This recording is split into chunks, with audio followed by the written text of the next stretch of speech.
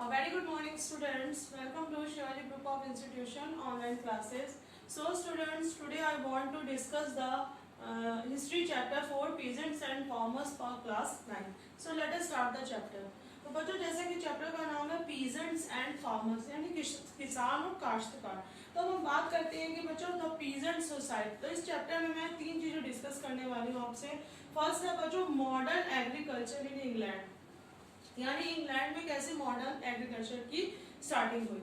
Second है बच्चों wheat and cotton production in America, मतलब पहले जो हमारा अमेरिका था वो ब्रेड बास्केट था, तो फिर कैसे वहां पे कॉटन का प्रोडक्शन हुआ। And the third topic is opium cultivation यानी अफीम की खेती।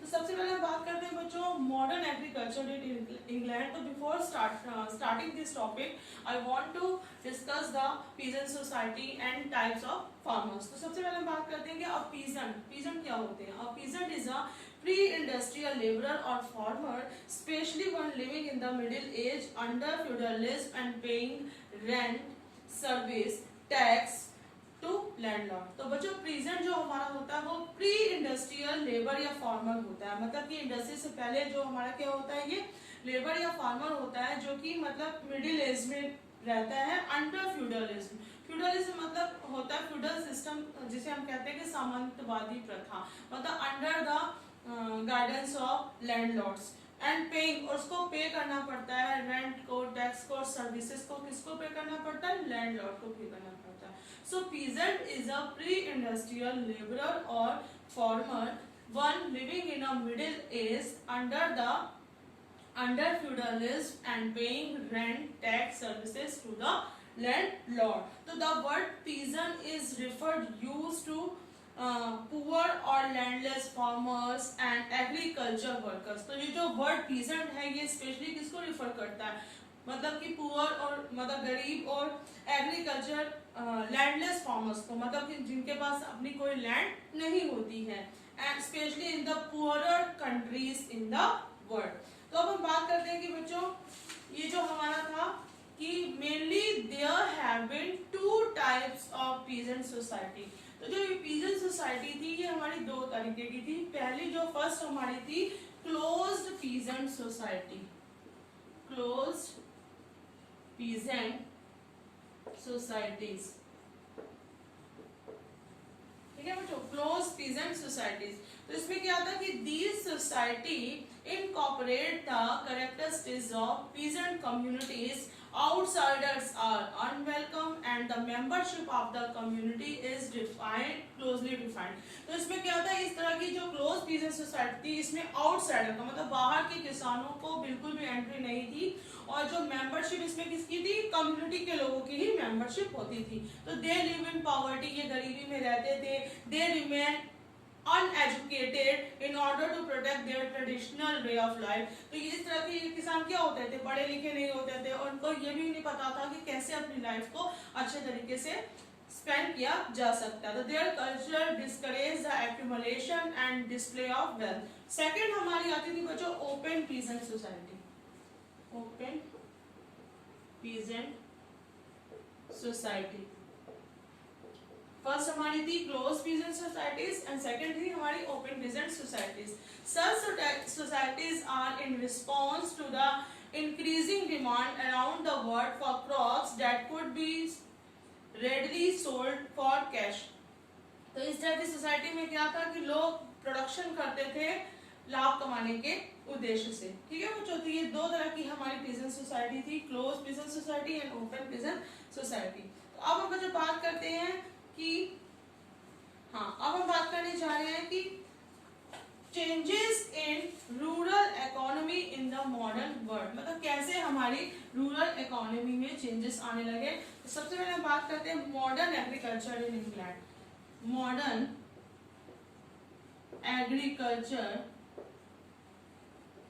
इन इंग्लैंड, मतलब कि कैसे इंग्लैंड में मॉडर्न एग्रीकल्चर की शुरुआत हुई। तो बच्चों उस समय क्या था कि on 1 June 1830 a farmer in the north west of England found his barn and haystack reduced to ashes by a fire that starting at night। तो बच्चों उस समय क्या था कि 1 जून 1830 को एक फार्मर के फील्ड को क्या कर दिया गया, बर्न कर दिया गया, जला दिया गया।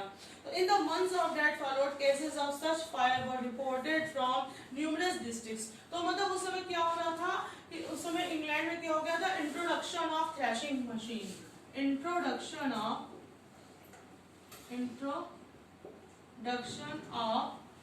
Threshing machine.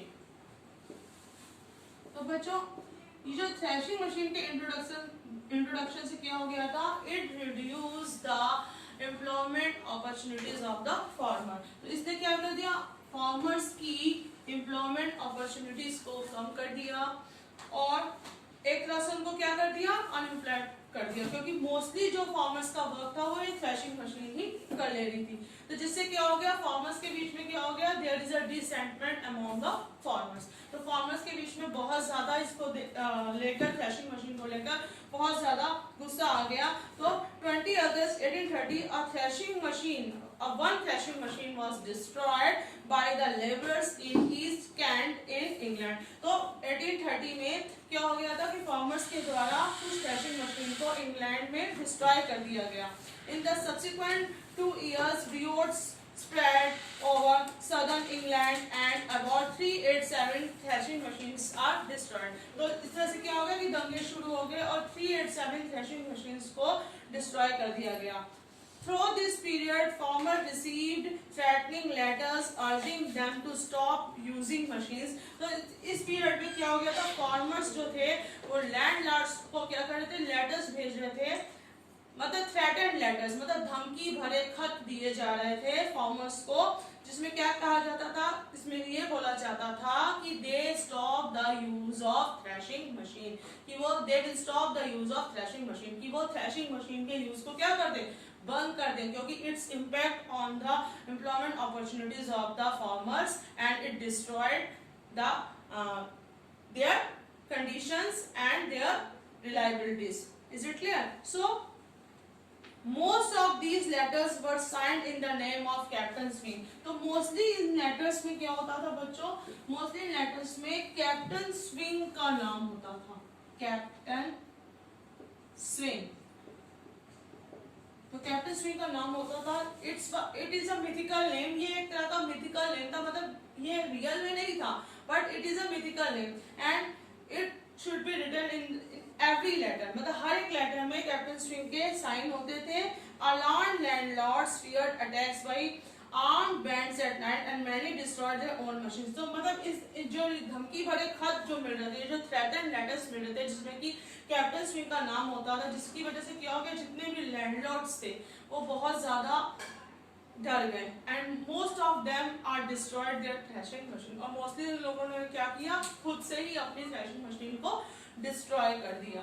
तो ये क्या था हमारा, ये हमारा था introduction of threshing machine in England and why farmers react the introduction of threshing machine. अब नेक्स्ट हम टॉपिक डिस्कस करते हैं कि उस समय इंग्लैंड में क्या था बच्चों, the time of open field and commons, the time of open fields and commons. ठीक है बच्चों, हम बात करने जा रहे हैं the time of open fields and commons. तो over the late 18th and early 19th century in England countryside change dramatically changes. तो लेट 18 और 19th सेंचुरी की शुरुआत में इंग्लैंड में क्या हो गया, बहुत ज्यादा ड्रामेटिकली चेंजेस हुए। Before this time in large part of England the country side was open, मतलब उस समय क्या था कि इंग्लैंड में मोस्टली जो हमारी कंट्री थी वो क्या थी, ओपन थी, मतलब मोस्टली जो हमारे खेत थे वहां पे क्या थे, ओपन थी। Is it clear? तो it was not practice into enclose lands privately owned by landlords. तो इसमें ऐसा कोई सिस्टम नहीं था कि these lands are not owned by landlords, मतलब इन जमीन पर लैंडलॉर्ड्स का किसी भी तरह का निजी अधिकार नहीं था। कोई भी इनक्लोजर सिस्टम नहीं था कि मतलब खेतों को इनक्लोज कर दिया जाए। इनक्लोजर मतलब होता है जो बाड़ लगा देना, खेतों के चारों तरफ बाड़ लगाकर खेतों को क्या कर लेना, अपने अधिकार में ले लेना। तो उस समय fields are open, fields open थे, there is no control of the landlord and there is no enclosure system Is it clear? तो peasants cultivated on strips of land around the village they lived in. तो peasants को क्या कर दिया जाता था, जमीन की टुकड़े दे दिए जाते थे, स्ट्राइप्स दे दी जाती थी. They are not fine and quality, लेकिन जो ये जो स्ट्राइप्स दी जाती थी फार्मर्स को, वो क्वालिटी में क्या होती थी, बहुत ज्यादा अच्छी नहीं होती थी. तो at the beginning of each year at a public meeting each villager was allocated a number of stripes to cultivated. तो हर एक वर्ष की शुरुआत में क्या होता था, एक पब्लिक मीटिंग होती थी जिसमें फार्मर्स को क्या कर दिया जाता था, कुछ लैंड के स्ट्राइप्स डिस्ट्रीब्यूट कर दी जाती थी, जिसमें उनको क्या करना होता था, कल्टीवेशन करना होता था. तो usually these stripes were of varying quality and often located in different places not next to each other. So the effort was to ensure that everyone had a mix of good and bad land. तो ये एक तरह का effort था कि मतलब ये बहुत ज्यादा क्वालिटी में बहुत ज्यादा अच्छी भी नहीं होती थी और एक जगह से दूसरी जगह की और क्या होती है, डिफरेंट भी होती थी. तो ये जो हमारा एफर्ट किया जा रहा था कि मतलब हर एक फार्मर्स को अलग अलग लैंड के स्ट्राइप्स दे देना, तो ये एफर्ट था कि मतलब हर एक किसान के पास गुड लैंड भी हो और बैड लैंड भी हो. Is it clear? तो beyond this types of cultivation lay the common land, मतलब ये स्ट्राइप्स की लैंड तो थी, मतलब स्ट्राइप्स ऑफ लैंड तो थी, मतलब भूमि के टुकड़े तो थे, इसके अलावा क्या था, उनके पास एक कॉमन लैंड होती थी, कॉमन लैंड. ठीक है बच्चों? तो all villagers had access to the common, मतलब सभी विलेजर्स को ये राइट था कि वो इस कॉमन लैंड का यूज कर सकते थे. Hence they pasture their cows and graze their sheep, मतलब उनको ये भी राइट था कि वो अपने जानवरों को वहां ग्रेजिंग के लिए ले जा सकते थे. Collected fuel wood for fire and berries and fruit for food, तो मतलब वहां से वो लोग फ्यूल के लिए लकड़ियां ले सकते थे, फल फूल ले सकते थे. They fished in the rivers and ponds, वे नदियों तालाबों में फिशिंग कर सकते थे. Hunted rabbit in common forest से वो रैबिट कर, मतलब दे हैव ऑल राइट्स कि दे यूज कॉमन लैंड. ठीक है? For the poor, the common land was essential for survival. तो गरीब लोगों के लिए जो बच्चों कॉमन लैंड थी, उनके सर्वाइवल का एक सोर्स थी. It supplemented their maize income, sustained their cattle, and helped them tide over bad times when crop failed. तो एक तरह से it is a main source of livelihood for farmers, and when the crop is failure, then this common land is the main source of income of villagers. ठीक है बच्चों? जब कभी भी हमारी फसल खराब हो जाती थी, तो ये जो कॉमन लैंड होती थी वहां पे, तो वो क्या करती थी, फार्मर्स की लाइवलीहुड का मेन सोर्स होती थी. तो in some parts of England this economy of open field and common land has started changing from about the 16th century when the price of wool went up in the world market in expand wool production in unprofit. तो ये जो common land की जो economy थी, मतलब England के कुछ parts में ये जो हमारी कॉमन लैंड और ओपन फील्ड की जो स्टार्टिंग हुआ था, लेकिन इसमें 16th सेंचुरी तक आते होते क्या होने लगा बच्चों, चेंजेस होने लगे. क्यों चेंजेस होने लगे? Because the price of wool went up in the world market in the 16th century. क्योंकि 16th century में क्या हो गया, जो हमारा वूल का प्राइस था, ऊन का जो प्राइस था, वो इंक्रीज हो गया. Price of wool increase. Is it clear? तो प्राइस ऑफ वूल इंक्रीज, तो इसका क्या हो गया कि rich farmers wanted to expand wool. तो इससे क्या हो गया कि वूल हमको किससे मिलता था, शिप से मिलता है. तो रिच फार्मर्स को जरूरत थी कि वो वूल के प्रोडक्शन को क्या करें, एक्सटेंड करें, वूल का प्रोडक्शन बढ़ाएं. तो they were eager to improve their sheep breeds, तो उनको बहुत ज्यादा जरूरत थी कि वो शिप की ब्रीड्स को, मतलब शिप की जो हमारी भेड़ें हैं उनकी नस्लों को सुधारे ताकि उनसे अच्छा ऊन मिल सके. And ensure good feed for them, और वो ये इंश्योर करना चाहते थे कि उनको अच्छे से चारा मिले ताकि वो अच्छे वूल का प्रोडक्शन करें. ठीक है बच्चों? तो they were keen on controlling large area of land in compact blocks to allow improving breeding. तो वो ऐसी जगह चाहते थे, मतलब कॉमन फील्ड में इनका इस तरह की स्पेशल क्वालिटी की शिप्स को रखना पॉसिबल नहीं था, क्योंकि कॉमन जो लैंड का यूज था वो सभी लोगों के लिए था. मतलब सभी लोग कॉमन लैंड में जाकर यूज करते थे, अपने जानवरों को ग्रेसिंग कराते थे, वहां पे कलेक्शन करते थे वुड्स का और फ्रूट्स का. तो this is not possible to keep this quality of sheeps in a common land. So they want to enclose the fields, इसलिए इसलिए उनको क्या जरूरत पड़ी कि उनको जरूरत पड़ी कि ये जो कॉमन लैंड है, हमारी जो ओपन फील्ड है, इनको क्या कर दिया जाए, इनक्लोज कर दिया जाए, मतलब कि बाड़ाबंदी इन लोगों की कर दी जाए। क्या बच्चों, बाड़ लगा दी जाए। तो so they began dividing and enclosing common land and building hedges around their holding to separate their property from that of others। तो इन्होंने क्या करना शुरू कर दिया, इन्होंने अपनी कॉमन लैंड को क्या करना शुरू कर दिया, इनक्लोज करना शुरू कर दिया, ताकि जो दूसरे लोग हैं वो उनकी इनक्लोज लैंड का यूज ना कर सके। तो they drove out villagers who had small cottages on the commons, and they prevented the poor from entering the enclosed fields। और उन्होंने poor को बिल्कुल मना कर दिया कि वे they can't enter in this type of enclosed land, कि वो इस तरह की enclosed land में क्या कर सकते हैं, एंट्री नहीं कर सकते हैं। तो till the middle of the 18th century the enclosure movement proceeded very slowly। तो 18th सेंचुरी तक ये जो इनक्लोजर मूवमेंट था वो धीरे धीरे बढ़ रहा था। The early enclosures were usually created by individual landlord। जो सबसे पहले जो हमारा इनक्लोजर सिस्टम शुरू हुआ था वो किसने शुरुआत की थी, लैंडलॉर्ड ने शुरुआत की थी, क्योंकि उन्होंने क्या किया था, अपनी जो कॉमन लैंड को क्या कर दिया था, इनक्लोज कर दिया था। और they were not supported by the state or the church। तो स्टार्टिंग का जो इनक्लोजर सिस्टम था उसको ना स्टेट से ना चर्च से किसी भी प्रकार का सपोर्ट नहीं मिल रहा था। तो after the mid 18th century however the enclosure movement spread through the countrywide। लेकिन धीरे धीरे 18th सेंचुरी तक के मध्य तक आते आते जो इनक्लोजर सिस्टम था वो पूरी कंट्री में फैल गया, changing the England landscape forever। Between 1750s and 1850s a million acres of land was enclosed। तो 1750 और 1850 तक आते आते क्या हो गया कि मोस्टली हमारी जो लैंड थी वो इनक्लोज हो गई। The British Parliament no longer watched this process from a distance। It passed 4000 act legislating their enclosure। तो ब्रिटिश पार्लियामेंट ने भी क्या किया कि 4000 एक्ट्स को बनाया लैंड को इनक्लोज करने। कितना टाइम लगेगा भैया?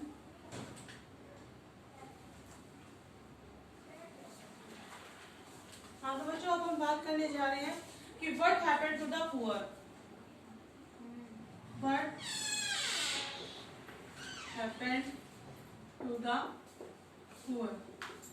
तो ये इनक्लोजर सिस्टम से क्या मतलब कि पुअर्स पर क्या इफेक्ट पड़ा। तो enclosure filled the pockets of the landlord. तो इनक्लोजर सिस्टम ने कुल मिलाकर क्या किया कि लैंडलॉर्ड्स की पॉकेट को फिल किया। उन्होंने अपने लाभ के मतलब उद्देश्य से क्या किया कि ज्यादा से ज्यादा चीजों का प्रोडक्शन, ज्यादा से ज्यादा वुड प्रोडक्शन के लिए क्या किया, लैंड्स को इनक्लोज किया।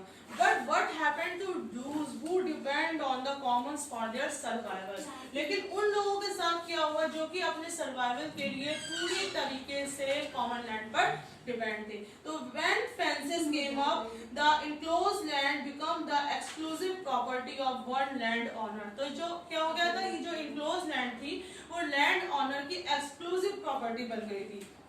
The poor could no longer collect their firewood from the forest or graze their cattle on the commons। तो पुअर्स को कोई भी मतलब वो नहीं था कि वो फॉरेस्ट में जाकर वुड कलेक्ट कर सके या अपने एनिमल्स को ग्रेजिंग करा सके। They could no longer collect apples, वो एप्पल भी कलेक्ट नहीं कर सकते थे। और hunt small animals for meat, और शिकार के लिए एनिमल्स को भी क्या कहते हैं, हंट नहीं कर सकते थे। तो no could they gather the stocks they lay on the lands after the crop were cut. तो in places where enclosures happened on an extensive scale, तो उन जगहों पर जहां पर इनक्लोजर सिस्टम बहुत ही ज्यादा फैला हुआ था, particularly the midlands and the countries around the poor were displaced from the land। तो उन जगहों पर क्या हो गया कि जो गरीब लोग थे वो अपनी भूमि से क्या हो गए, मतलब डिस्प्लेस निकाल दिए गए।